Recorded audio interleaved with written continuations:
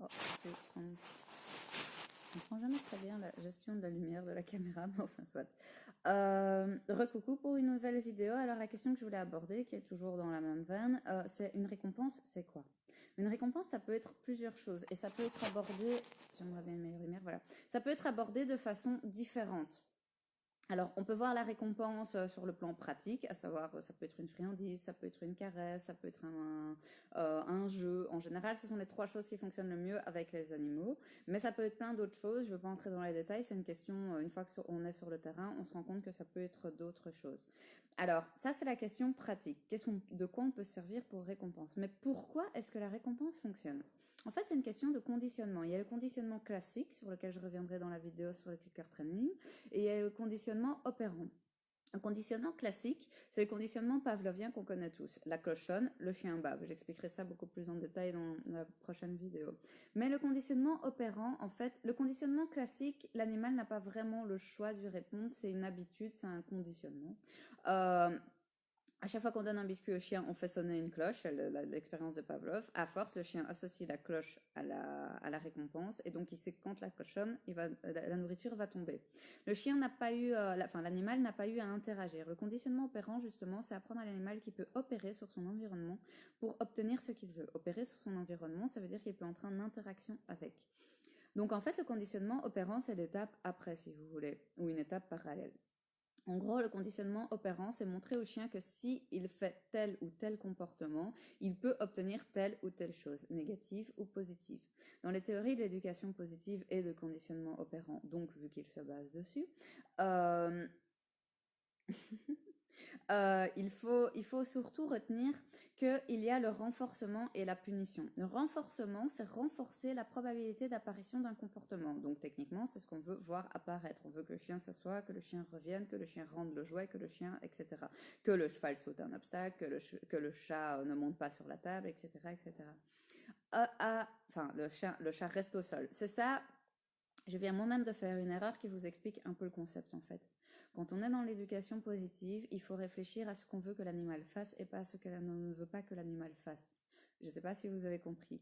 Le chat monte sur la table, je veux qu'il reste au sol. C'est comme ça que je dois voir les choses si je veux réussir mon éducation et prendre les choses sous le bon angle pour récompenser l'animal. Si je reste braqué sur je ne veux pas que l'animal monte sur la table, je vais avoir tendance à le punir, à lui demander de partir, à le chasser, à l'engueuler, etc. Alors que si je pense dans l'autre sens, quand il monte sur la table, qu'est-ce qui me dérange? Qu'il soit sur la table. Qu'est-ce que je préfère? Qu'il soit par terre. Eh bien, ce que je veux, c'est qu'il soit par terre. C'est positif. Je dois voir les choses dans le sens positif. Je reviendrai là-dessus et vous comprendrez après. Je continue avec le conditionnement opérant. Montrer à l'animal qu'il peut opérer sur son environnement. Reprenons l'exemple du chat qui monte sur la table. Le chat monte sur la table, pourquoi? Il veut de la nourriture, sans doute. Eh bien, lui montrer qu'il y a de la nourriture au sol pour lui adapter et meilleur, ça va le pousser à rester en bas et à arrêter de monter sur la table. Donc, si je veux pas qu'un chat monte sur la table, à chaque fois qu'il va monter sur la table, je vais lui montrer que sur la table, il n'y a rien d'intéressant. Imaginons, je suis en train de manger un steak frites salade, je vais lui faire sentir une feuille de salade, ma fourchette, mon verre d'eau, mon GSM, la bouteille vide. Je vais tout lui faire sentir sauf le truc qui l'intéresse. Au bout d'un moment, dépité, il va redescendre. Une fois qu'il est en bas, je vais lui donner des friandises appétantes, pas juste ses croquettes toutes sèches. Hein. Je vais vraiment lui donner un truc sympa à manger. Et là, le chat va finir par prendre l'habitude. Il y a la lumière qui n'arrête pas de changer encore. Je ne comprends pas très bien. Je vais prendre la luminosité dans les vidéos. Là, mon chat va finir par comprendre que, en bas, on dirait qu'il y a des choses sympas qui se passent. En haut, il n'y a rien qui se passe. Donc, il va prendre l'habitude de rester en bas dans l'expectative de, moi j'appelle ça la possibilité du Nil. En gros, il va rester en bas en se disant, si je reste en bas, je vais peut-être obtenir une friandise. Alors que si je monte, apparemment, il se passe vraiment rien de sympa, donc je vois pas pourquoi je monterais. L'idée, c'est de garder le chat dans l'expectative de recevoir quelque chose de plus intéressant que ce qui est sur la table, en fait, simplement. Donc, le chat opère sur son environnement. Il réfléchit, il se dit en haut, il se passe rien, en bas, il se passe quelque chose. Dans cette logique, il y a ce qu'on appelle le renforcement et la punition. Dans l'éducation positive, on peut utiliser parfois la punition, mais elle doit être bien administrée. Je vais vous expliquer. Dans le renforcement, il y a le renforcement positif et négatif. Le renforcement positif, c'est renforcer le comportement. Donc, c'est rajouter quelque chose, un stimuli positif. Et le chat est au sol, il reçoit une friandise. Le renforcement négatif, c'est retirer un stimuli négatif. Par exemple, imaginons un chien qui tire en laisse, on va arrêter de tirer sur la laisse.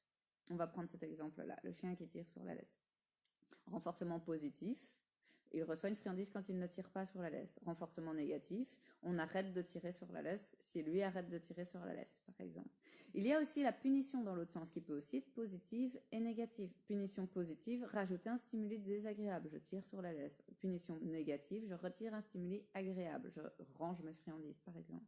Concrètement, dans l'éducation positive, en fait, on va surtout se servir du renforcement positif, rajouter un stimuli agréable, et parfois, on va servir du renforcement négatif, à savoir retirer un stimuli désagréable. C'est assez rare qu'on se serve de la punition, qu'elle soit négative, donc rajouter du négatif, ou positive, retirer du négatif. Parfois, on utilise la punition négative, retirer quelque chose de négatif aussi. Concrètement, récompenser, vraiment récompenser, c'est uniquement du renforcement positif. Rajouter quelque chose de positif. Donner accès à l'animal à une ressource qui l'intéresse. Donc, que ce soit friandise, jouet, caresse ou autre. On va rajouter du positif.